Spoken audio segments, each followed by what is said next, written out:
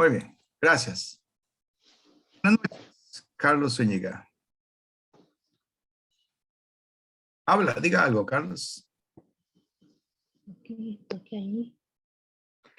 Buenas noches, hermanos. Que el Señor Jesús los bendiga y los siga guardando. En el nombre del Señor Jesús estamos aquí todos presentes. Gracias, hermano Carlos. Hermano, ¿puede hacer una oración, por favor, para comenzar? Amén. Bendito Señor de los cielos y de la tierra. Te damos gracias, Señor, en este momento en el cual vamos a escuchar tu palabra, Señor. Tu santa palabra que tú nos has dejado para guía, para sustento, para que nosotros seamos fieles a ti, Señor, por medio de esa palabra. Gracias te damos, Señor, por enseñarnos tu santa palabra y que nosotros podamos ser personas de conocimiento en tu palabra, Señor. Ayúdanos, Señor, a que tu palabra entre a nuestras vidas para que nosotros seamos participantes de tu santa palabra. Te lo damos y te agradecemos, Señor, en el bendito nombre de nuestro Señor Jesús. Amén. Amén. Gracias, Carlos. Muy bien. Vamos a estar entonces leyendo Marcos capítulo 2. Marcos capítulo 2. Y vamos a leer del versículo 1 en adelante. La cita. Marcos capítulo 2. Versículo 1 en adelante. Esta lectura es sobre el momento en que Jesús sana a un paralítico. Repito la cita, Marcos capítulo 2, versículo 1. Buenas noches, Nora, bienvenida. Vamos a estar leyendo. Algunos días después, Jesús volvió a Cafarnaúm. En cuanto se supo que estaba en la casa, se juntó mucha gente, de manera que ya no cabían ni aún a la puerta, mientras él les predicaba la palabra. Primer punto, notemos lo primero. Lo primero que notamos es que se juntó mucha gente. En cuanto se supo que estaba en la casa, se juntó mucha gente. Y dice que era tanta gente que ya no cabían ni aún a la puerta, mientras él les predicaba la palabra. Estamos leyendo Marcos capítulo 2, versículo 1 en adelante. Vamos por el versículo 3 ahora. Llegaron entonces 4 hombres que cargaban a un paralítico. Como no podían acercarse a Jesús por causa de la multitud, quitaron parte del techo donde estaba Jesús, hicieron una abertura y por ahí bajaron la camilla en la que estaba acostado el paralítico. Cuando Jesús vio la fe de ellos, le dijo al paralítico: Hijo, los pecados te son perdonados. Algunos de los escribas que estaban allí sentados se decían a sí mismos: ¿qué es lo que dice este? Está blasfemando. ¿Quién puede perdonar pecados? Nadie, sino Dios. Enseguida Jesús se dio cuenta de lo que estaban pensando. Así que les preguntó: ¿qué es lo que cavilan en su corazón? ¿Qué es más fácil? ¿Que le diga al paralítico: tus pecados te son perdonados? ¿O que le diga: levántate, toma tu camilla y anda? Pues para que ustedes sepan que el Hijo del Hombre tiene autoridad en la tierra para perdonar pecados, este le dice al paralítico: levántate, toma tu camilla y vete a tu casa. Enseguida el paralítico se levantó, tomó su camilla y salió delante de todos, que se quedaron asombrados y glorificando a Dios al tiempo que decían: nunca hemos visto nada parecido. Muy bien, esta es la lectura que hemos hecho. ¿Cómo se puede aplicar esto evangelísticamente? ¿Por qué hay buenas nuevas en este evento en el cual 4 hombres irrumpen en una casa donde está Jesús enseñando, donde está Jesús predicando? Y esos 4 hombres traen a un amigo paralítico. Y para poder llegar hasta donde estaba Jesús, dice que como no podían acercarse, entonces tuvieron que quitar parte del techo. Como no pudieron entrar por la puerta, tuvieron que entonces hacer una abertura en el techo. Y por esa abertura del techo bajaron la camilla en la que estaba acostado el paralítico. Vamos a tratar de comprender varias cosas. Lo primero, el primer asunto que llama la atención es que dice ahí que Jesús entró a una casa en Cafarnaúm y que cuando él entró a esa casa se juntó mucha gente. Muy bien, eso es muy importante porque imagínense ustedes que en esos tiempos no había Zoom, en esos tiempos no había los medios que existen hoy, pero imagínense ustedes que sí, el equivalente el atractivo para esa gente reunirse hubiera sido el mismo hoy. Si hubiera sido Jesús mismo el que estuviera en forma personal hablando por Zoom, yo me imagino que aquí habría miles de fotografías, miles de videos de personas oyendo a Jesús, porque dice ahí que no cabían ni aún a la puerta. Entonces yo podría decir que ni siquiera cabían en la pantalla el montón de gente que estaría oyendo a Jesús. Bueno, hay una diferencia muy grande entre Jesús y este servidor, ¿verdad? Porque podemos ver que Jesús tenía lo que se llama poder de convocatoria, ¿verdad? Jesús sí hacía que la gente se reuniera. Yo no, ¿verdad? Hay una diferencia muy grande, pero es bonito meditar un poquito sobre cuál puede ser la razón por la cual se juntó mucha gente. Dice Marcos 2, se juntó mucha gente. Así que de manera que ya no cabían ni aún a la puerta mientras él le predicaba la palabra. Bueno, hay varias teorías, ¿verdad? Una de ellas puede ser que Jesús ya era famoso. Ya Jesús era alguien de quien sabían que él hacía milagros y seguramente querían ver un milagro. Pero a mí me llama la atención que Jesús, en lugar de hacer milagros, lo que estaba haciendo era predicándoles la palabra. Entonces, la pregunta que podemos hacernos aquí es, ¿por qué la gente estaba ahí de buena gana oyendo la palabra? ¿Verdad? ¿Cuál pudo haber sido la razón para la cual, por la cual esa gente estaba reunida allí? Y yo creo que posiblemente podría ser que es que la gente necesita eso. Lo que Jesús estaba diciéndoles era algo que a la gente le llamaba la atención porque era real, porque Jesús es verdadero, Jesús es real. ¿Verdad? Jesús es alguien a quien la gente le gustaría conocer. ¿Verdad? Jesús es alguien a quien la gente le gustaría conocer. Eso es muy importante que nosotros lo entendamos, ¿verdad? Porque se trata de Jesús, no se trata de nosotros, no se trata del sistema eclesiástico, ¿verdad? No se trata de la estructura, es más, no se trata ni siquiera de la iglesia, se trata de Jesús, la persona. La gente que conoce a Jesús, la gente que se acerca a Jesús, ellos necesitan conocerlo a Él, ¿verdad? A Jesús, no tanto la iglesia.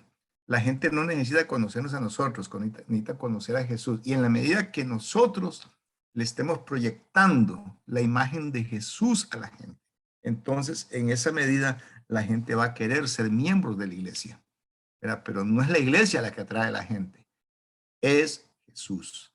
Muy importante eso, muy importante eso, ¿verdad? Porque los seres humanos tenemos muchos defectos.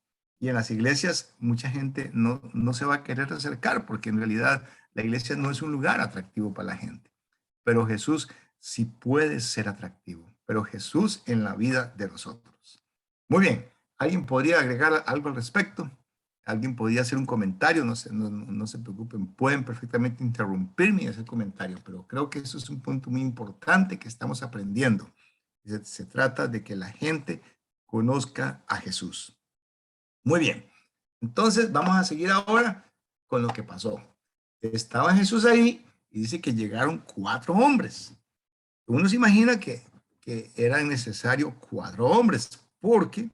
posiblemente el paralítico que estaba ahí, ¿verdad? Que estaban tratando de llevar a los pies de Jesús, probablemente estaba en una camilla y, y en cada una de las esquinas de esa camilla era necesario agarrar, ¿verdad? Agarrar eh, eh, esa cosa, ¿verdad? Ese mueble, o posiblemente pudo haber sido tal vez algo como una estera, ¿verdad? O una tijereta, algo así, pero era necesario que hubiera cuatro, ¿verdad? Hombres agarrándolo, llevándolo y subirlo al techo, subirlo y luego abrir, ¿verdad? Abrir el techo. No sabemos qué herramienta usaron, no dice nada, no da detalles si lo quebraron, dice que abrieron, ¿verdad? Y hicieron una abertura. Y entonces por ahí bajaron al paralítico que estaba acostado en esa camilla. Este hombre no podía moverse. Estamos hablando de una parálisis total. No podía caminar. Este hombre vivía acostado en una camilla. Esa era su vida. Tenían que darle de comer, tenían que asearlo, tenían que transportarlo. Es decir, este hombre no se valía por sí mismo porque estaba totalmente paralizado, paralizado posiblemente de manos y paralizado de los pies. Esta condición en la cual se encontraba este hombre era una condición muy triste porque imagínese usted está paralizado, significa que uno no pueda valerse por sí mismo.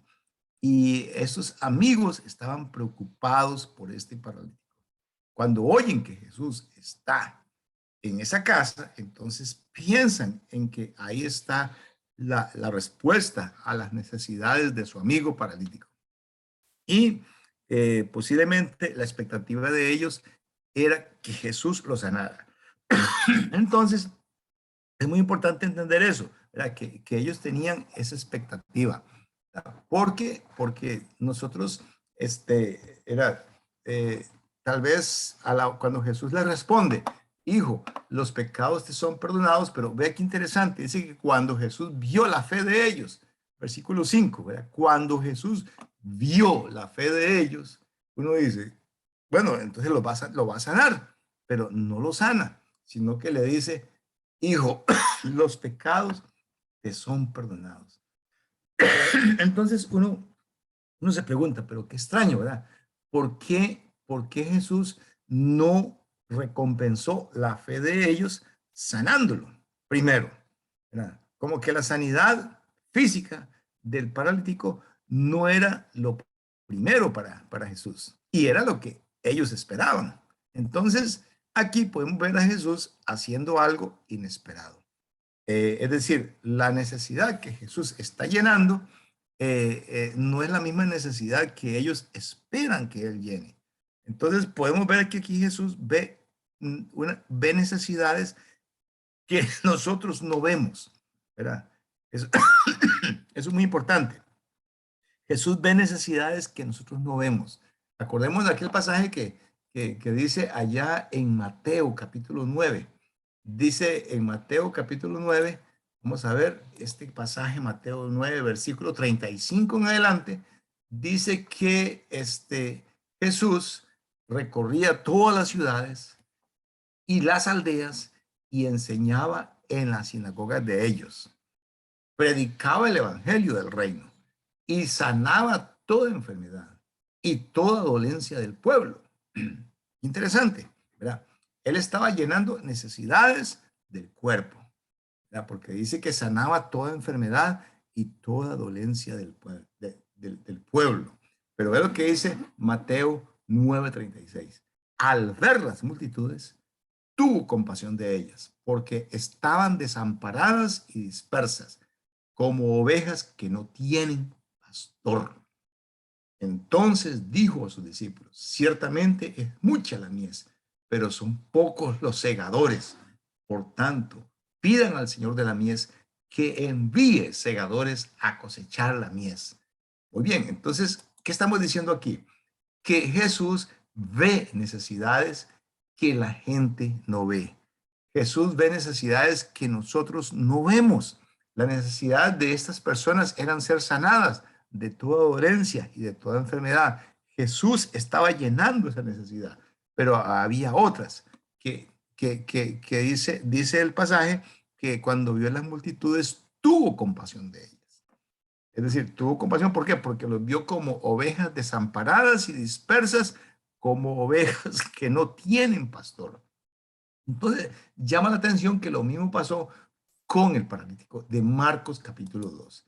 Jesús, en lugar de resolverle su problema de parálisis, primero lo que hizo fue resolverle su problema, llamémosle problema espiritual, ¿sí? El problema espiritual que él tenía, porque más importante que se le sanara de su parálisis, más importante que sanarse de su parálisis, era que sus pecados fueran perdonados.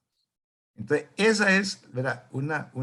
Yo diría que era la enseñanza central de este relato, de este paralítico, que los pecados de él sean perdonados. Vamos a ver qué es lo que le dice. Cuando Jesús vio la fe de ellos, es lo que dice. Estoy leyendo Marcos 2, versículo 5. Cuando Jesús vio la fe de ellos, le dijo al paralítico, hijo, los pecados te son perdonados. Esa era la verdadera necesidad de este hombre, de acuerdo con Jesús. Ahora, puede ser que Jesús estaba, digamos, tratando de provocar la crítica de los escribas, ¿verdad? Porque los escribas dijeron, pero ¿quién es este? ¿Verdad? Está blasfemando. ¿Quién es este para perdonar pecados? Nadie sino Dios. Entonces, ahí podemos ver, ¿verdad? Que posiblemente Jesús está haciendo, como quien dice, una treta, ¿verdad? Para provocarlos a ellos. Pero a la vez podemos ver que para Jesús era más importante la necesidad de que sus pecados fueran perdonados. Ahora, preguntémonos por qué. ¿Por qué para Jesús va primero la necesidad espiritual? Bueno, es una explicación un poco larga, pero tiene que ver mucho con nuestra relación con Dios, porque si no hay perdón de pecados, no hay una relación con Dios. Y si no hay una relación con Dios, no hay sentimiento de que está acompañado, de que está presente el Padre, porque la necesidad más profunda que tiene el ser humano es la necesidad de un Padre en los cielos. En realidad, esa es la necesidad más grande que nosotros tenemos. Si nosotros entendiéramos eso, entonces entenderíamos por qué Jesús habló de perdón de pecados. Porque para Jesús eso es lo que importa.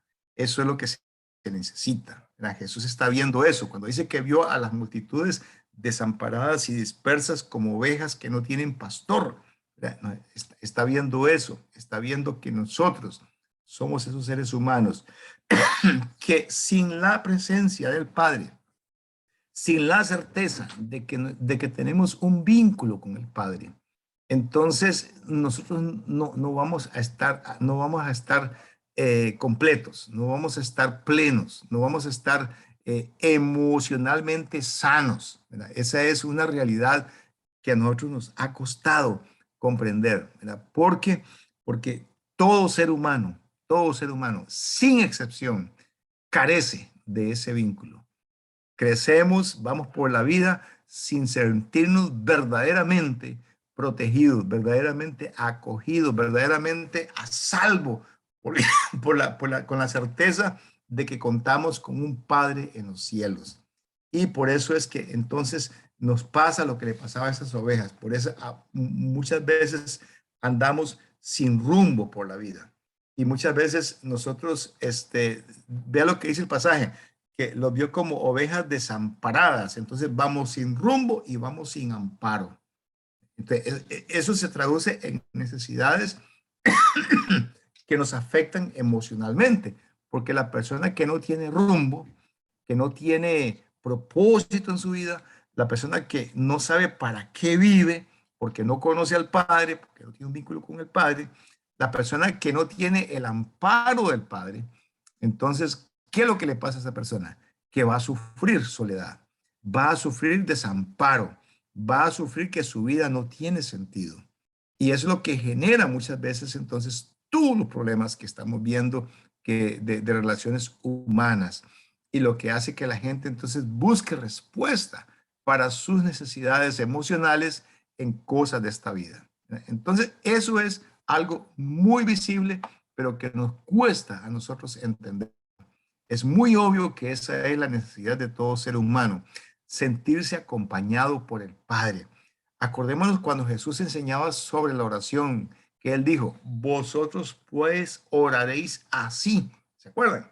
Padre nuestro que estás en los cielos. ¿Ve? Entonces Jesús vino a eso, vino a que nosotros tuviéramos esa relación con el Padre. Cuando él dijo, yo soy el camino, la verdad y la vida. Nadie viene al Padre sino por mí. Entonces, esa necesidad de tener un Padre, esa necesidad de que nosotros recibamos perdón, ¿verdad? Como este paralítico recibió perdón, es algo que nos ha costado, porque aunque estemos en la iglesia y tengamos años de estar oyendo estas historias y estos relatos, no conectamos que el verdadero propósito para el cual vino Jesús es para que podamos ser perdonados de nuestros pecados. Y sintiéndonos perdonados, entonces tengamos un Padre en los cielos. Vea lo que le dice Jesús a estos escribas y fariseos. Le dice que que para orar, mejor dice, entra en tu aposento, dice, y cerrada la puerta, dice, ora a tu Padre en secreto. Y tu Padre que ve en secreto te recompensará en público. Porque esa es la necesidad verdadera de la gente. La necesidad verdadera, la necesidad real de las personas, de los seres humanos, es esa. Es estar seguros de que puede tener en secreto cerrada la puerta, tener una relación con el Padre, un vínculo con el Padre, estar seguros de que están hablando con un Padre y que ese Padre los está oyendo. Y no solo eso, que ese Padre los está criando. Incluso hasta esa idea entra, la idea de ser criados, la idea de ser corregidos, la idea de ser disciplinados por ese Padre, porque ahí comienza la disciplina, ahí comienza entonces el andar con el Padre y entonces nuestro vínculo secreto en privado con Dios, cuando es verdadero, cuando es auténtico, dice, se te recompensará en público, se va a notar en público lo que haces en secreto. Se va a notar en público lo que haces en secreto. Entonces, como pueden ustedes ver, no se trata simplemente de que uno, digamos, se haga miembro del grupo religioso correcto. No se trata de eso.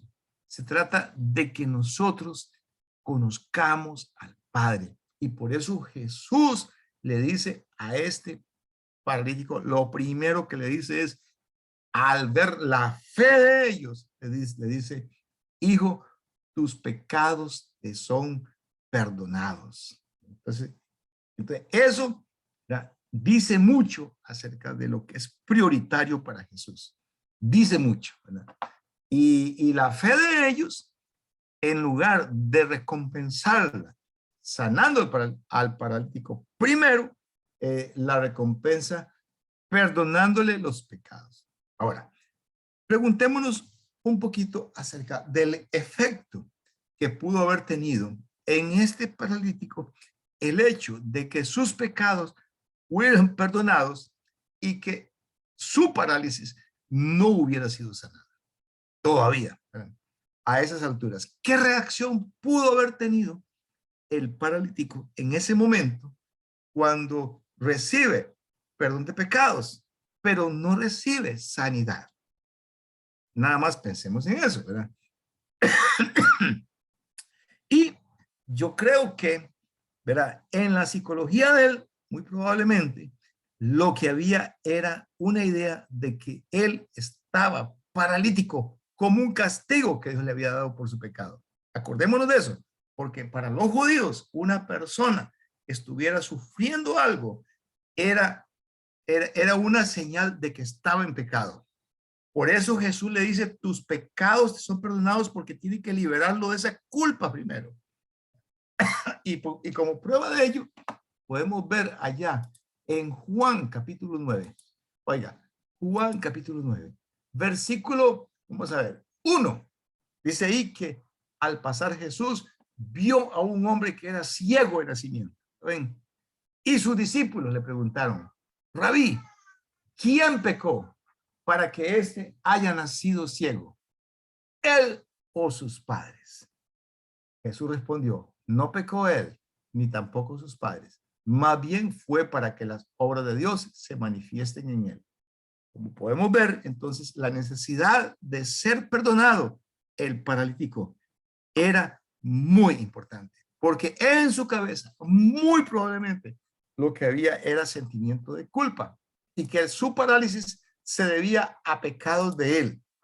Entonces, cuando Jesús le dice, hijo, tus pecados te son perdonados, esto tiene que haber sido muy liberador, tiene que haber sido una experiencia liberadora para este paralítico, aunque todavía su parálisis no hubiera sido sanada. Es muy probable que esto le tiene que haber causado un gran gozo a ese paralítico.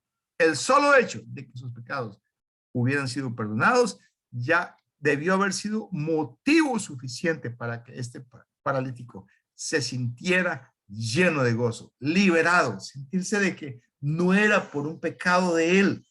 ¿Verdad? Entonces, cuando Jesús lo libera de esa culpa, entonces él tiene que haberse sentido muy bien, tiene que haberle causado un gran bienestar emocional el hecho de que ya no había razón para seguir siendo castigado con parálisis, porque posiblemente él estaba convencido de que su parálisis se debía a un pecado de él, pero ya no había pecado en contra de él. Entonces posiblemente él estaba preparado para la sanidad física ahora, posiblemente, pero no sabemos qué hubiera pasado, ¿verdad? Pero lo que sí sabemos es que cuando Jesús le dice al paralítico, tus pecados te son perdonados, entonces esto despierta la crítica de los escribas y fariseos, ¿verdad? Ellos no conectan bien, pero qué raro, ¿verdad? ¿Quién es este? Porque ellos todavía no podían ver en Jesús a alguien que tuviera esa autoridad. Entonces, ¿verdad? Ellos no podían ver en Jesús a alguien que tuviera potestad para perdonar pecados. Entonces, Jesús, cuando él se da cuenta, dice el versículo 8 de Marcos 2:8, dice que cuando él se da cuenta de lo que estaban pensando, entonces les preguntó, ¿qué es lo que cavilan en su corazón? ¿Qué es más fácil? ¿Que le diga al paralítico, tus pecados te son perdonados? ¿O que le diga, levántate, toma tu camilla y anda? Son dos preguntas diferentes. Son dos cosas diferentes que le podía haber dicho. Pudo haberle dicho, tus pecados te son perdonados, como lo hizo. O pudo haberle dicho, levántate, toma tu camilla y anda. Jesús hace esa pregunta para que ellos razonen. Y ellos vean, sí, claro, era más fácil decirle, tus pecados te son perdonados. Y ahora, para que vean que si tengo autoridad para decirlo fácil, voy a demostrárselo haciéndolo difícil. Y lo difícil era eso, lo difícil era lo que humanamente era posible. Cualquiera le dice a otro ser humano, tus pecados son perdonados. Pero aquí vemos a un Jesús prácticamente retando. Un Jesús que está, prácticamente está, ¿verdad? Como quien dice, tratando de que ellos entren en razón acerca de su verdadera identidad, acerca de quién es él verdaderamente. Entonces, ellos no se iban a convencer de que él era quien era, ¿verdad? El Hijo de Dios, Dios Hijo. Ellos no iban a convencerse de eso mientras lo oyeran diciendo que perdona los pecados. Tenían que entonces verlo levantando al paralítico de su camilla. Y eso fue lo que hizo Jesús. Bueno, entonces convénzase de quién soy yo verdaderamente. Y entonces le dijo el paralítico, para que ustedes sepan que el Hijo del Hombre tiene autoridad en la tierra para perdonar pecados, le dice al paralítico, levántate, toma tu camilla y vete a tu casa. Ahí está la demostración de que Jesús tiene poder para perdonar pecados, de que el perdón que él le dio al paralítico era real. ¿Verdad? O sea, aquí se está demostrando que lo que yo estoy haciendo con los pecados del paralítico es verdadero. ¿Verdad? Aquí se está demostrando que es real, que es el perdón de él, de sus pecados, que él es libre de pecado, libre de culpa. Se lo voy a probar ahora, levantándolo a él de su lecho de parálisis. Y entonces dice el texto que el paralítico enseguida, en ese mismo instante, se levantó, tomó su camilla y salió delante de todos. Y se quedaron asombrados y glorificando a Dios al mismo tiempo que decían, nunca hemos visto nada parecido. Como podemos ver aquí, estamos viendo que el sustento para el perdón se dio por medio del milagro de que él fuera levantado de su parálisis. Muy bien, ahora vamos a preguntarnos que cuál es el sustento para nuestro perdón, porque así como el paralítico fue perdonado, nosotros también somos perdonados. Pero en el caso del paralítico, el sustento para su perdón, la demostración de que su perdón era real, era eficaz, fue el hecho de que él fuera levantado de aquel lecho, de que fuera sanado milagrosamente en el mismo instante. Entonces, así también para nosotros es necesario que haya un sustento, que haya una demostración, una prueba de que nuestro perdón es real, es verdadero. ¿Y cuál creen ustedes que es esa prueba de que nuestro perdón es verdadero? De que nuestro perdón es real. Bueno, pero obvio, tiene que ver con la resurrección de Jesús. Tiene que ver con la resurrección de Jesús. El hecho de que Jesús resucitó es la demostración para nosotros de que somos libres de pecado, de que ya el pecado ya no es un poder encima de nosotros, que nos está impidiendo tener una relación con Dios y que ya no somos ovejas perdidas, ovejas desamparadas y dispersas que no tienen pastor, porque como nuestros pecados han sido perdonados, entonces ahora nosotros tenemos un Padre en los cielos, de quien somos hijos, un Padre que nosotros podemos decir es, ¿verdad?, el que llena toda necesidad nuestra. Entonces, esta es una historia muy, muy buena, ¿verdad?, para evangelismo, porque le ayuda a la persona a entender cuál es su verdadera necesidad. Y así entonces, ¿verdad?, las personas pueden entonces verdaderamente entender que necesitan perdón de sus pecados antes que sus necesidades materiales y físicas. Muy bien. El estudio, ¿verdad?, se ha dado en 37 minutos. Es posible que haya comentarios, que haya preguntas, las cuales podemos entonces ahorita abrir micrófono para que ustedes puedan hacer sus preguntas o comentarios. Adelante, Roberto. Don Carlos Alberto tiene la palabra primero. Adelante, Carlos Zúñiga. Pero tienes que poner el micrófono, Carlos Zúñiga.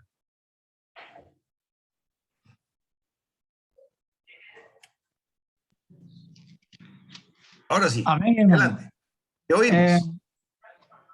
Cuando usted hizo la pregunta acerca de cuál es la presentación de nosotros o cuál es el motivo, la razón por la cual nosotros creemos que estamos salvos, es precisamente porque Jesús nos lavó con su sangre, pero eso no tiene efecto si no hubiese sido la resurrección de Cristo. Claro, La claro. sangre de Cristo hubiera quedado sin ningún efecto si Él no hubiese resucitado. Y en Hebreos 9:14 dice, cuanto más la sangre de Cristo, el cual mediante el Espíritu Eterno se ofreció a sí mismo sin mancha a Dios, limpiara nuestras conciencias de obra muerta para que sirvamos al Dios vivo. O sea, esa es la verdadera razón que nosotros somos creyentes hoy y por la cual nosotros confiamos en que estamos salvos por medio de ese sacrificio perfecto, por esa presentación que hizo Dios a través del Espíritu Santo en los cielos al Padre Eterno. Entonces, la salvación de nosotros depende primero por la sangre que somos lavados, segundo por la resurrección de Jesucristo y tercero por esa ofrenda que presentó el gran sacerdote en los cielos. Gracias, hermano. Gracias, Carlos. Sí, es muy importante eso que dice usted, ¿verdad? Porque es una pregunta que hay que responderla, ¿no? Era, ¿cuál es la prueba?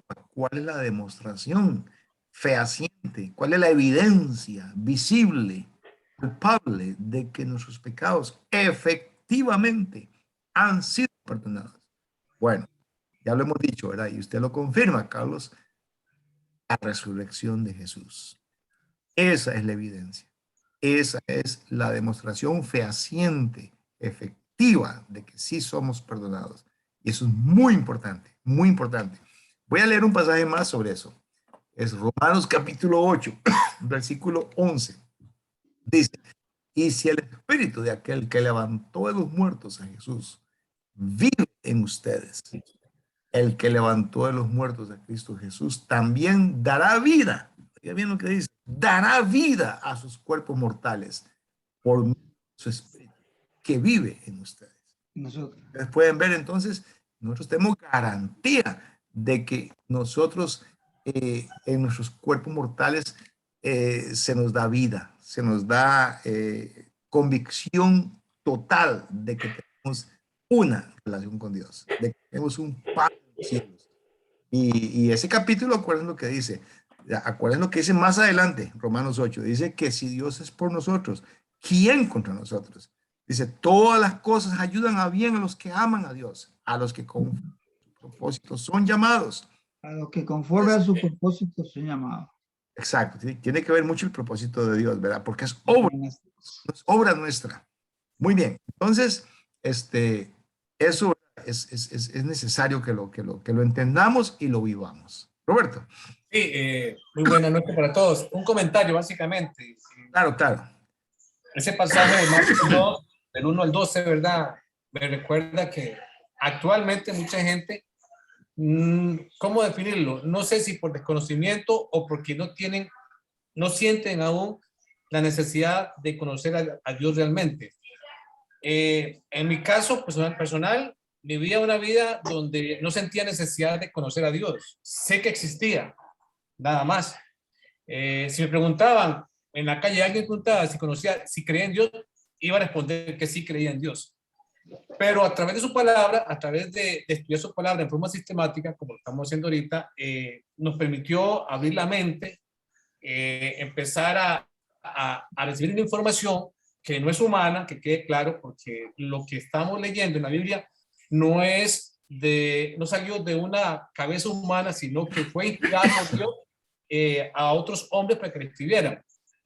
Pues empieza a revelar realmente que somos seres humanos que tenemos necesidades espirituales, las cuales se nos revela a través de la palabra.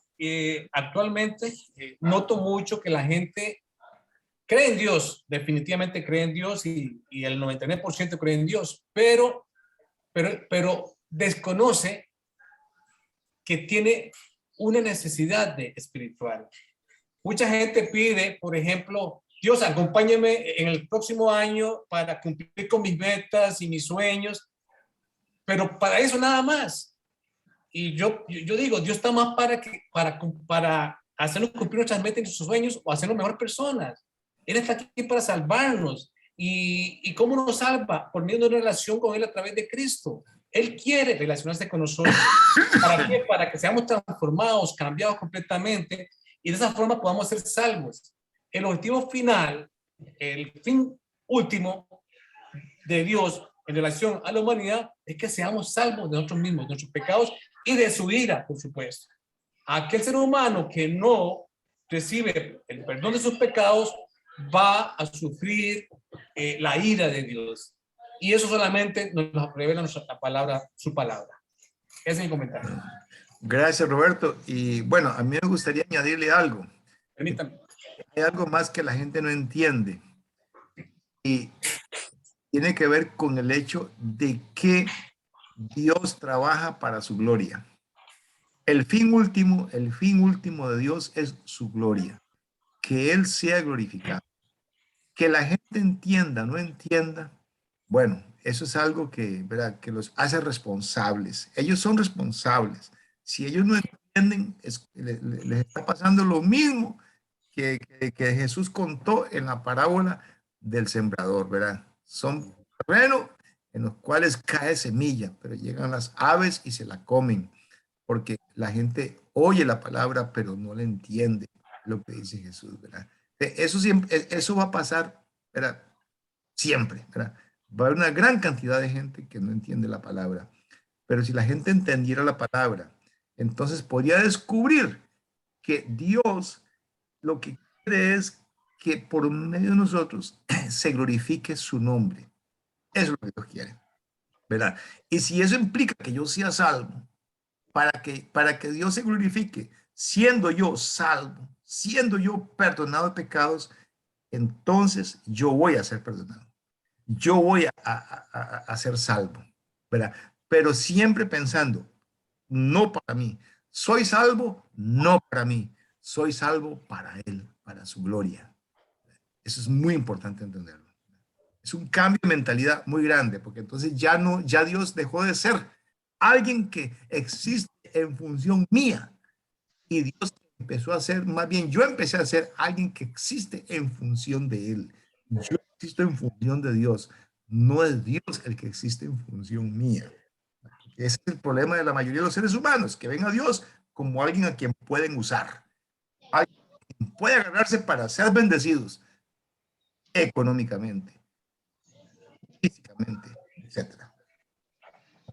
A ver, hermana Norita, yo quisiera oírla a usted haciendo un comentario, hermana Norita. La saludo, hermana, mucho gusto de verla, qué dicha que la estoy viendo ahí. Ponga el micrófono y puedes poner el micrófono, sí, para que puedas hablarnos algo. Norita, adelante. Hola, hermano. Mucho gusto, hermana. Diga. ¿Qué comentario tienes que hacernos de esto que hemos estudiado? Vea que cada día uno aprende más, ¿verdad? Sí, y esta clase que usted dio, qué interesante que es, ¿verdad? Porque es cierto, a veces nosotros pedimos y damos gracias a Dios por las bendiciones que nos da, pero solo pensamos en lo material, ¿verdad? Sí. Y no pensamos que lo que a Dios le interesa es el espíritu de cada uno de nosotros. Claro, claro. ¿Verdad? Entonces, digamos, con lo del paralítico, qué interesante es que, digamos, ellos iban por sanidad corporal, pero el Señor les ofrece la salud espiritual, que es más importante todavía, ¿verdad? Y eso a veces el mundo no lo entiende. El mundo cree que con tener cosas materiales es porque está bendecido, ¿verdad? Sí, claro. Gracias, Norita. Por cierto, hermana Norita, ¿verdad? Es de Atillo. Ella es miembro de la iglesia en Atillo. Tengo años de conocerla cuando yo era predicadora ahí. Un saludo, hermanita. Mucho gusto. Gracias, hermano. Igual. Ahí está Carlos Brenes, que es de Heredia. Está Flor Acevedo. Flor no puede hablar, dice, porque ese micrófono no les... Pero bienvenidos. Gloria a Dios por ustedes, ¿verdad? No se olviden que estos estudios se dan todos los jueves a las 7 de la noche, ¿verdad? Carlos Brenes, ¿ibas a decirnos algo? Carlos, nada más para, me permite, Carlitos, Brenes, ahí tenemos también invitado a doña Marixa. Ah, bienvenida, Maritza. Doña Marixa es una muy buena amiga personal y pues la invito para que se pegue a las transmisiones. Ok. Un saludo para ella. Carlos, adelante. Dios me los bendiga a todos. Estoy en el trabajo. De hecho, me conecté prácticamente cuando usted estaba terminando. Pero más o menos me parece haber captado la idea. Y no sé si me dejan hacer un comentario. Adelante, hermano. Un domingo de estos en que me correspondió junto con Cali dirigir el culto de la tarde, yo hice compartí con los hermanos que asistieron es algo muy similar a lo que estoy escuchando. Yo les decía a ellos que Dios que nosotros nos enfocamos en pedirle a Dios cosas materiales, pero Dios nos quiere dar cosas mejores, cosas que trascienden lo material. Por ejemplo, Santiago dice que cualquiera que pida fe, Dios se la dará. Y en otra cita, el apóstol Pedro dice o el apóstol Juan, creo que es el que dice, que el que pida el Espíritu Santo, Dios se lo dará. De hecho, es una cita que usa mucho la gente para decir, ve, todo lo que pidan, dice que Dios lo va a dar, pero cuando uno se va, por ejemplo, a Lucas, en Lucas lo enfatiza, lo dice en Mateo 17, creo que es, y también en Lucas dice, en aquella cita donde Jesús hace una comparación, donde él dice, ¿qué padre si su hijo le pide pan le dará una piedra? O si le pide pescado le dará una serpiente. Y en Lucas agrega algo, dice, o si le pide, no me acuerdo qué es, pero dice le dará un alacrán. Y Lucas enfatiza, pues vuestro Padre Celestial, si ustedes son siendo malos, dan buenas cosas a sus hijos, y está haciendo la comparación, lo que nosotros podemos darle a nuestros hijos está limitado a lo que le damos aquí en la tierra, ¿verdad? Pero dice, si ustedes siendo malos dan buenas cosas a sus hijos, ¿cuánto más vuestro Padre Celestial dará el Espíritu Santo a los que se lo pidan? O sea, no está hablando de cosas materiales, está hablando del Espíritu Santo. Entonces, si uno profundiza un poco más, se va a ver qué significa el Espíritu Santo. Amén. Y el Espíritu Santo implica todos esos dones de amor, paz, benignidad, dominio propio. Eso es lo que Dios quiere que le pidamos. Claro, sí. Dios quiere que le pidamos esas cosas que trascienden esta tierra. ¿Por qué? Porque les decía yo a ellos, el Padre Nuestro, en mi forma de entenderlo, que yo creo que es la correcta, con el perdón de todos. Por ejemplo, el Padre Nuestro dice, Padre nuestro que estás en los cielos, santificado sea tu nombre, y llega la parte donde dice, danos hoy nuestro pan de cada día. Yo creo que esa parte no se refiere a que le pidamos a Dios el pan, porque si no sería contradictorio, porque en otra cita Jesús dijo, ¿por qué se preocupan por lo que han de comer, por lo que han de vestir, por lo que han de beber? Si vuestro Padre Celestial sabe que tenéis necesidad de estas cosas. Y también dice en los Salmos, no he visto justo desamparado ni su descendencia que mendigue pan. O sea, Dios tiene cuidado de sus hijos. Nunca les van a faltar las cosas necesarias para la vida, porque eso está prometido. Entonces, pedirle esas cosas a Dios es como no tener fe. El Padre Nuestro dice, danos hoy nuestro pan de cada día. El énfasis es de cada día y dánoslo hoy. O sea, lo que quiere que entendamos es que vivamos contentos con lo que el Señor nos da cada día. Que Amén. aprendamos a tener contentamiento con lo que Él nos da cada día. Y eso Amén. nos ayuda a ser felices. Claro. Y todo el Padre Nuestro está enfocado en cosas espirituales. Ahí no está Amén. hablando de cosas materiales. Y Sí. va para largo, ¿verdad? Pero hasta ahí corto el comentario. Sí, no, me gustaría hacer una pregunta que revela el estado del corazón nuestro. Cuando le damos gracias a Dios, ¿cuáles son las cosas por las cuales comenzamos a darle gracias? ¿Qué es lo primero por lo cual le damos gracias a Dios? A ver, ¿quién quiere participar? Yo puedo empezar. Está bien, Carlos. Hermano, vea, ¿Qué es usted lo ha hecho primero énfasis. qué es lo primero por lo cual le damos gracias a Dios? Lo primero, número Ok, uno. ok, Y, le voy a deja por fuera. le voy a dar dos respuestas de mi parte. Hasta hace poco, oiga, hasta hace poco, yo era de los que le daba gracias a Dios por la vida, por un día más. Pero hoy en día, después de que entendí esto que comenté, y más después de que usted mismo ha hecho énfasis en eso en muchos de los mensajes dominicales, yo he entendido que ahora cuando me levanto digo, Señor, gracias porque me diste la vida eterna. Gracias porque mi familia también tiene la vida eterna. Gracias por esas bendiciones espirituales. Ok, Ayúdanos, Señor, a compartir este evangelio, esta salvación tan grande con nuestros familiares, con otras personas. muy bien. La oración cambia. Gracias, hermano. Roberto, micrófono apagado. Me acuerdo de algo que usted dijo ya hace años atrás, que era muy mezquino pedirle cosas materiales a Dios. Y no sé hace cuántos años atrás. Y lo reflexioné y viera que le digo que yo no pido cosas materiales ahora.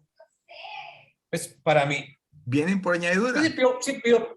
Sí, exactamente, lo considero como una añadidura sí doy gracias porque me siento sano, de verdad. Y eso no significa que no sea pecador. Al contrario, que también doy gracias que me reveló que yo soy tan débil que me es imposible para mí, sin la presencia de él en mi vida, poder luchar contra el pecado, porque salgo derrotado. Entonces, básicamente son esas cosas, ¿verdad? Y, por supuesto, uno ora por la familia, por la conversión de ellos, cosas así. Pero ¿verdad? Cosas materiales, creo que ¿verdad? Es ser mezquino con lo que ya Dios nos dio a nosotros. Sí. Estamos hablando de lo que en general, ¿verdad? Generalizando. La generalidad de las personas, que es lo primero por lo cual le damos gracias a Dios. Es eso, es la vida, el nuevo día, la salud, el trabajito, etcétera. ¿Qué revela eso de nosotros? ¿Qué revela eso de nosotros acerca de lo que realmente estamos valorando y que Dios ya nos dio? ¿Verdad? Adelante, Carlos Alberto. El micrófono apagado, hermano. Micrófono apagado.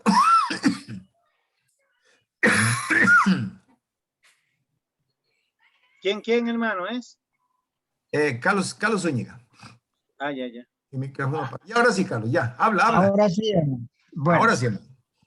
doy gracias a mi Señor todos los días, en cada momento de mi vida, por haberme dado la salvación, por que su palabra viva en mí, esa palabra que tenga una viveza pura para poder yo hablar, para tener tener conocimiento de esa palabra tan linda, tan preciosa que nos ha dado Dios, que es esa guía espiritual por la cual no me canso de decirle gracias, Señor, gracias, mil gracias, porque tú nos diste esa gracia preciosa a través de tu Hijo Jesús. Y eso es todos los días en mi oración y en cada momento de mi vida. Muy bien. Muchas gracias, Carlos. Muchas gracias, Carlos Brenner. Muchas gracias, Roberto. Voy a terminar este estudio dándoles una idea más profunda todavía. ¿Por qué dar gracias por la salvación? ¿Qué tiene la salvación? ¿Qué tiene el perdón de pecados? ¿Qué produce eso? Produce lo que Pablo le llama tesoro en vasos de barro. ¿Qué? Este tesoro que Dios que mandó de las tinieblas que surgiera la luz es quien brilló en nuestros corazones para que se revelara el conocimiento de la gloria de Dios en el rostro de Jesucristo. Llevamos este tesoro en vasos de barro. El tesoro verdadero que Dios nos ha dado es conocerlo. Es el tesoro, conocerlo. Eso es porque importa darle gracias a Dios. Número uno, en toda oración, lo primero es eso, ¿verdad? Y tal vez de ahí no pasemos, porque lo que eso significa hay que profundizarlo más y más hasta que ya entonces lo material deje de tener importancia. Es más, hasta la salud misma ya dejó de ser importante. Hasta la misma salud que la estamos perdiendo cada día ya no importa. ¿Ve? Porque el tesoro verdadero no lo vamos a perder. Y es eso. Porque ahí mismo dice Pablo, dice que nosotros estamos en un cuerpo que día a día se va deteriorando, pero nosotros, aunque nos vamos desgastando por dentro, nos vamos renovando de día en día. Y pues, como ustedes pueden ver, lo primero por lo cual deberíamos dar gracias es porque lo conocemos, porque los estamos conociendo. Y para eso fue que Jesús le dijo al paralítico, tus pecados te son perdonados, porque era la única manera que él pudiera conocer a Dios, sintiéndose libre de pecado, libre de culpa. Muy bien, terminamos aquí entonces. Vamos a pedirle al hermano Carlos Brenes que nos dirige en oración de despedida, hermano.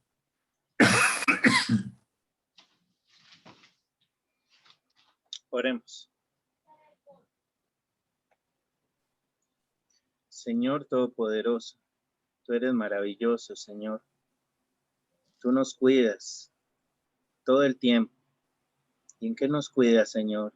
Si no es principalmente en que nos libras de las huestes espirituales de maldad, en que nos ayudas en esa batalla que tenemos día con día, que nos ayudas a entender cada día la profundidad de su doctrina, de su palabra, para que podamos entrar en la verdadera dimensión que debemos estar los cristianos.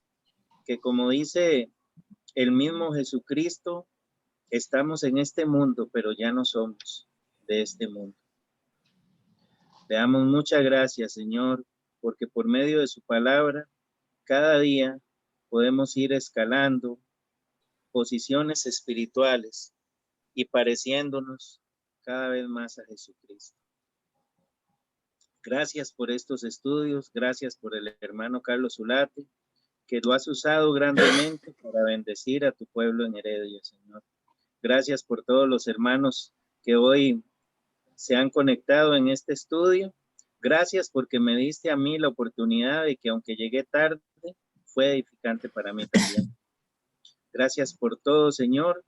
Le pedimos que nos bendiga cada día más, así como prospera el alma de cada uno de nosotros. Que así veamos tu bendición, Señor, y que tengamos un gozo constante, porque sabemos que tú tienes cuidado de nosotros y ya tienes lo mejor para cada uno, Señor. Gracias por todo en el nombre de Jesús. Amén. Amén.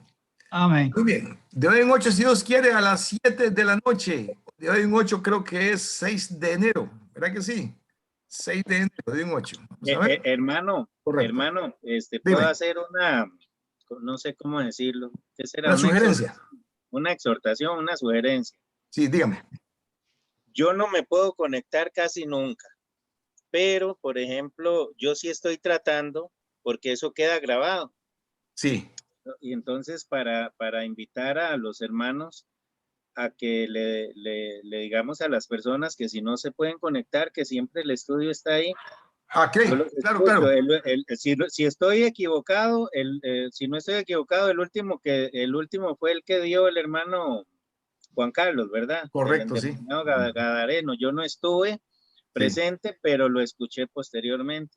Okay. Y siempre es una enseñanza importantísima para todos nosotros. Bueno, de hecho, este se está grabando también. Sí. Y se publica el link El link se publica. Excelente, sí. Sí, sí. Sí, y muy importante entender que esos estudios son especiales para personas que son visitas, ¿verdad? Personas Ujú. miembros de la iglesia. ¿Verdad? Y Ujú. podemos darles la invitación a ellos. Tienen que Muy ser bien. más sencillos, entonces. Sí, correcto. Hey, Carlos, Sí, hermano. Adelante. igual yo puse todos los videos en nuestro Facebook en Estudios Bíblicos Abiertos. So tú puedes ir a este grupo en Facebook y tú puedes ver todos los videos del pasado. Ok, Rocky, te vamos a hacer administrador del grupo Iglesia de Cristo en Heredia para que los pongas también en el Facebook de la Iglesia de Cristo en Heredia. ¿Ok? Sí, yo te aviso. Muy bien, hasta pronto. Pronto, buenas Bendiciones noches a todos. Buenas Buenas noches a noches. todos. I love you so much. Buenas noches. Buenas noches.